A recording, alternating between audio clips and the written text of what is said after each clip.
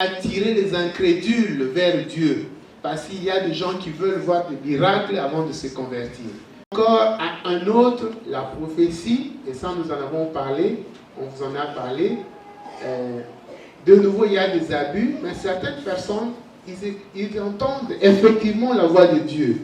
Quand ils se mettent à prier, Dieu communique avec eux. Dieu peut leur communiquer un message qu'ils vont aller passer à d'autres. Et cela existe.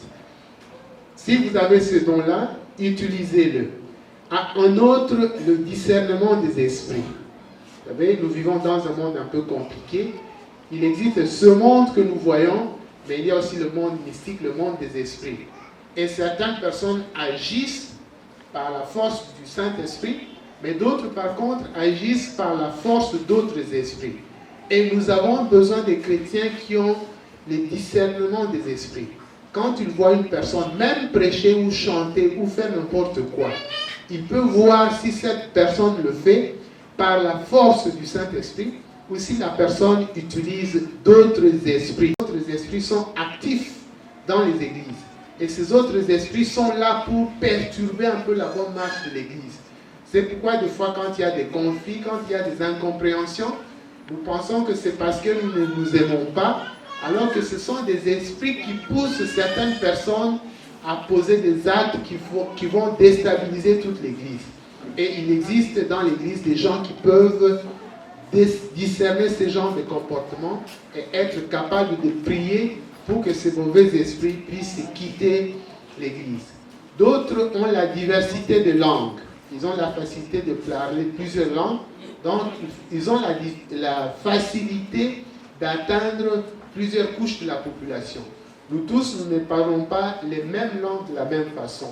Et si Dieu vous a donné la diversité des langues, c'est pour que vous puissiez aussi contacter les autres qui peuvent ne pas parler la langue que nous utilisons tous. À un autre, l'interprétation des langues.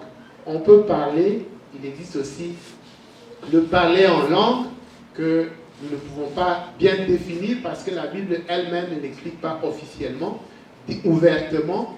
Mais il y a des gens qui peuvent comprendre certains messages que les autres ne comprennent pas. Et ils ont la responsabilité d'expliquer cela à d'autres. Ainsi de suite, donc il existe plusieurs dons. À chacun de voir quels sont ses dons. Mais le plus important, c'est de retenir que c'est l'Esprit qui nous donne ces dons-là et nous devons l'utiliser pour le bien de l'Église.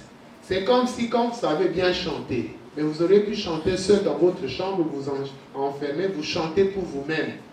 Mais ce n'est pas cela. Ce dont vous avez été donné pour enseigner l'Église, pour emmener l'Église à la louange. C'est votre don, c'est le don que l'Esprit vous a donné. On pouvait même dire que ce n'est pas votre don, mais c'est le don de l'Esprit qui a été placé en vous pour aider l'Église. Si vous avez le don d'enseigner, vous n'allez pas vous enfermer dans votre chambre, vous lisez, vous comprenez et vous vous enseignez. C'est pour les autres.